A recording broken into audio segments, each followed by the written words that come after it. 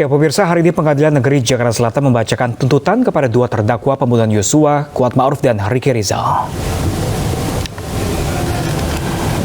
Sopir keluarga mantan Kadif Propam Polri, Kuatma'ruf dan mantan ajudannya, Ricky Rizal menghadapi sidang tuntutan hari ini. Kuat dan Ricky didakwa turut juga serta melakukan pembunuhan berencana Brigadir Yosua pada 8 Juli 2022 di rumah dinas Verdi Sambo di Duren 3, Jakarta Selatan. Saat ini sidang tuntutan untuk Kuatma'ruf sedang berlangsung.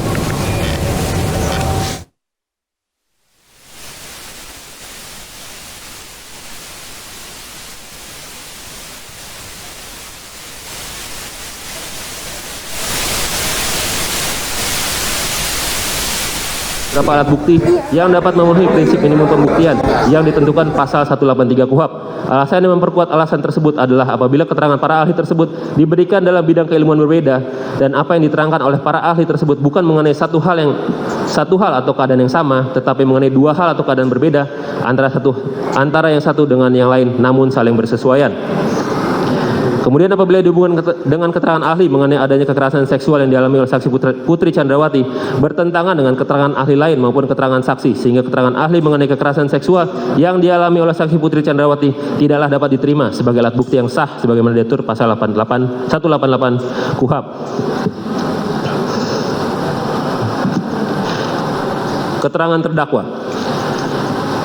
Bahwa kami menanggapi keterangan terdakwa Kuatma'ruf dalam persidangan yang pada pokoknya terdakwa Kuatma'ruf tidak mengakui ikut dalam perencanaan dengan saksi Verdi Sambo, saksi Putri Chandrawati, saksi Ricky Rizal Bowo, dan saksi Richard Eliezer Pudiang Lumiu untuk merampas nyawa korban Nofriansyah Yosua Huta Barat, serta keterangan dari terdakwa Kuatma'ruf yang mengatakan bahwa baru mengetahui skenario perampasan nyawa korban Nofriansyah Yosua Huta Barat setelah berada di Provos pada hari Jumat tanggal 8 Juli 2022.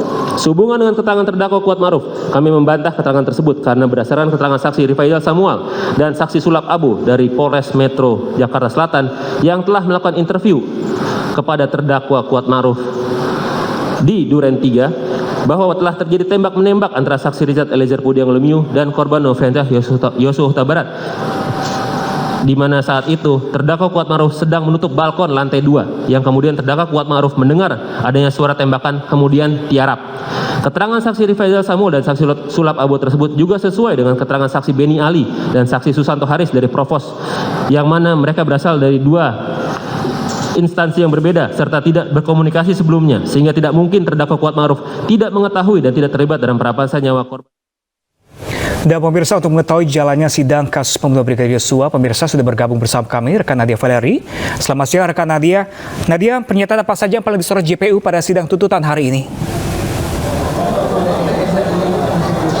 Ya, selamat siang Pram, Ratu dan juga pemirsa. Saat ini tim jaksa penuntut umum masih dalam proses membacakan tuntutan hukuman atas terdakwa Kuatma'ruf dalam perkara pembunuhan berencana Brigadir Yosua, di mana tadi memang persidangan dimulai sedikit terlambat pada pukul 10.30 waktu Indonesia Barat. Namun untuk mempersingkat waktu persidangan, tadi Ketua Majelis Hakim Wahyu Iman Santoso meminta agar surat dakwaan tidak perlu dibacakan lagi, dan saat ini jaksa penuntut umum masih dalam proses membacakan analisa hukum dan juga analisa fakta sebelum membacakan tuntutan hukuman atas terdakwa Kuatma'ruf.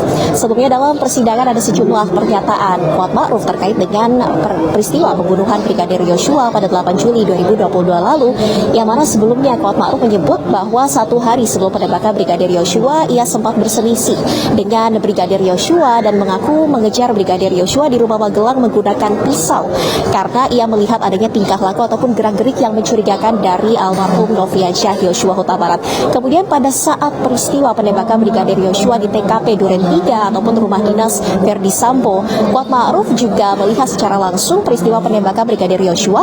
Namun dari pernyataannya, Kuatma'ruf menyebut tidak mendengar adanya perintah dari Verdi Sambo terhadap barada Richard Eliezer untuk menembak Brigadir Yosua, melainkan menurut Kuatma'ruf perintah yang diberikan adalah untuk menghajar.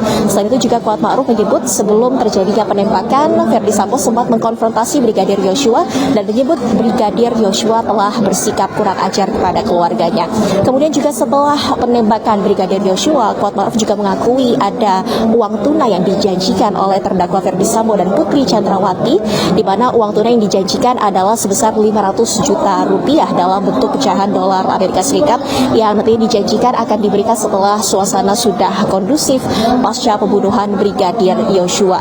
Ini merupakan keterangan dari terdakwa Kuatmaruf yang tentunya selain dari barang bukti, kemudian juga keterangan para saksi ahli dan saksi fakta yang telah dihadirkan jaksa penuntut umum dalam pembuktian dakwaan, ini juga akan menjadi salah satu pertimbangan jaksa penuntut umum untuk menentukan tuntutan hukuman atas terdakwa Kuatmaruf, di mana dalam surat dakwaan ini memang sejumlah pasal berlapis telah disangkakan untuk terdakwa pembunuhan berencana Brigadir Yosua. Yang pertama yakni pasal 340 KUHP tentang pembunuhan berencana, kemudian juga pasal 338 KUHP tentang pembunuhan biasa yang dijungtokan dengan pasal 55 KUHP ayat 1 tentang penyertaan, di mana memang ancaman hukuman yang paling tinggi adalah pada pasal 340 KUHP dengan ancaman pidana mati ataupun pidana seumur hidup.